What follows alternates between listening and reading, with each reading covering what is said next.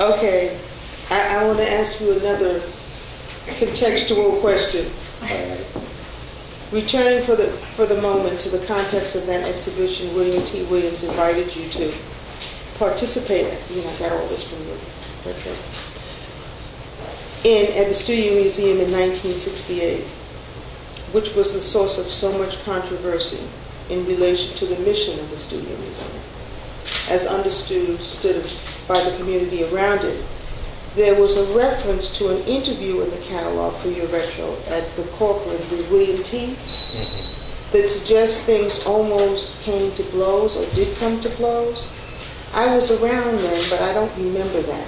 Do you care at all to recollect the scene of the early Studio Museum and that exhibition that he asked you to be in? Yes, very much. There were no blows. There wasn't much at the Studio Museum. It's just a gymnasium. Bars on the window. It was still on Fifth Avenue and 25th Street. Right. I mean, I'd shown him better places. I mean, there was not that much to fight about. What I enjoyed coming to the Studio Museum is I was early before the building was unlocked. I could go to a bar, watch TV or watch the game or something. It was not that big a thing. No. I think that if you were hiding out there to say this is who I am, this is all that I am, then you should have gone home with me. All the way back to Mississippi. No, I think that Harlem had a particular character. In fact, most of the artists were not living there. The ones who were living there were international. Well, there's always a tension. Well, no, it meant that they came over from abroad. And that was as much as they could be. They were mad at everybody. They were mad at all of us, particularly because we came from downtown, out of town, and things like this. We wore suits. No, we didn't wear suits. We wore tennis shoes and other things, and they wore suits. And who were some of them, Sam? I don't remember them mostly. There was no controversy. You know, is that Mary mentioned Mary Smith Campbell. I think that when she mentioned controversy, she was talking about the show. When she was talking about the time that she had left the museum, and Ed Spriggs was the one. Ed Spriggs made that comment that we didn't like that. Was Ed Spriggs there when you had that show? No, that was before his time. Okay. He was not in the food chain. He made the comment to the New York Times that I was having a project at the Museum of Modern Art. He just said that I could not show in Harlem at that time. Really? And he wasn't even there.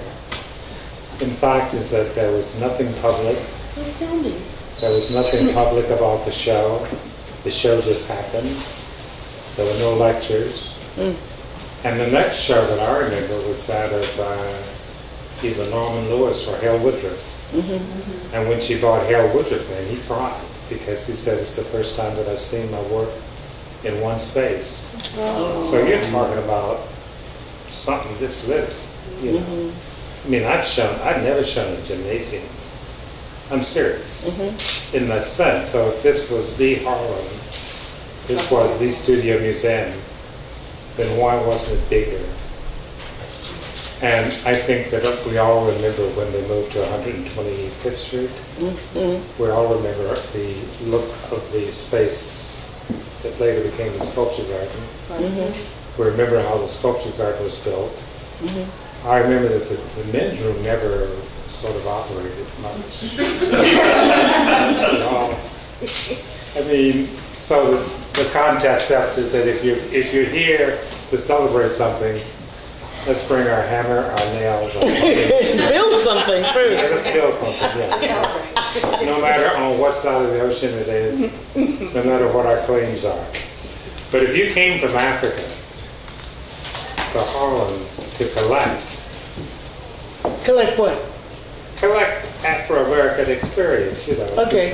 before Afro-Americanism before these things, then you have to be, especially if you come from Atlanta, you know, the heart of the South, to collect in New York. Well, my word to Ed Spriggs when I met him, may I help you? May I serve you? Would you like a Coke? Well, I think we get along now, you know. Do you? Do you really? No, I never did. I never forget a face. I'm from Louisville. And before that, Tupelo. All right. Well, I think that he was a man on a mission. I was a person filled with much pride because Bill had invited William T. William T. William And T. Williams. Steve Kelsey to do that show. No evidence. And Mel has wonderful photographs of the exhibit. Does he? Yeah. Does he? Yes. And I showed the store there, and a great painting. I mean, that painting is pretty good now. It's fed a lot of kids. I think that was an important time, Yeah. what happened there, especially given the controversy in the museum today. But you know, we had also done the show in Senegal with Emilio Cruz, Jacob Lawrence, and Romy Bearden in '65. Was that 65? Yeah. That was the Hale Woodruff. Didn't Hale Woodruff put that This show? was in where? No. In Senegal. It was the, I wanted to ask, you know, Wasn't it a Festac? If you had been It to was a No, that Festac. was not Festac. Festac was '67. 67, but The '65 is at some ceremony. In fact, is that Romy Bearden protested because the work was sent by the government, but the artist did not go. And there were 2 younger artists and 2 older artists. Did you go? No one went. Protest. Yeah. But Sam, have you ever been to Africa? no, really? then Mississippi. That's almost the same thing. No, you know, I've been a lot of places that a lot of people haven't been. I was representing the United States at the Biennale in India. I toured the Biennale through West and Eastern Europe in '72. Spoke in libraries, places like this. I mean, I've done a lot of things. Just traveling overseas, following Mingus and Miles Davis, and those were very interesting times because that there were very few people who went outside of the country to white countries or Black Americans. Arthur Mitchell, and it was interesting as to why we were sent there. I found out that the reason that I went to Poland is that Poland had contacts with the foresting industry in Africa. And literally is that they protested Biafra and no one in America did. So there were different levels and different depths of history that were involved, which involved at least some of the similar issues that we were talking about. Well, you seem very political to me. In my heart. In your heart. In your heart, I In guess. my heart of hearts. Yes. Politics works a lot of ways. It doesn't always means that it means that you know more so than that you choose to respond all the time. It works a lot of ways too. Politics works very well at the bottom of the sea as well as on the surface. So, in fact, coming from Mississippi and working in the NAACP most of my life. Most of your life? Most of my life, yes. Because it suggests that you were working with the NAACP when you were younger. Yes. And then you kind of, Ben Stock suggests that you kind of stopped functioning in relationship I stopped to them. because But you I found continued. out what National Association for Colored People meant. Which is? Upper class. Well, you know that. Yeah, well, it mid-doctors, lawyers. Indian chiefs. Oh, well, I should Some say. of the audience missed the last one. He stopped because he... NAACP really means. It really meant upper class, black bourgeoisie. And that I realized is that when I was working with NAACP, instead of picketing, I should have been doing apprenticeship training and working for jobs for kids. Because the director that followed my program, after 50 years, was still, like a hungry cow on the street. I mean, he had no organization, he had no power, and that most of the things that we had worked for were reversed. In fact, my comment was, somebody must have seen that dirt for those new excavations that they were making while they were leaving the town to us and moving on the outskirts of town themselves. And when they moved outside of Louisville with new shopping centers and things, they were integrated. And the property, the sham of property and things like this that were denied were really just left as property that they still own, that they didn't pay taxes on and had no substance. So, Well, there's a problem with civil rights and class. The strategies of it did not address the class issues and were not sufficient to addressing class issues. except that these were black people. These were so-called black people. Right. These were so-called teachers. Some of them did too.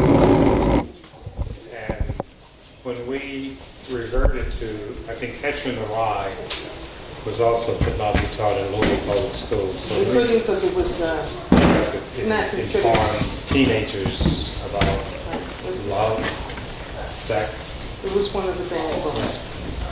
So when For this reason, we adored we it. joined with the catchers to demonstrate, we all got locked up. But for that, more so than for, I mean, you find an issue. If you're corrupting the youth, then it's easier to lock you up and have a public response than it is to actually say, give me a burger. But those things resolve themselves because they become issues of consciousness rather than issues of civil rights, so to speak. And in a sense, How do we you want. separate the two? Huh? How do you separate those two? If it's Monday, it's civil rights. If it's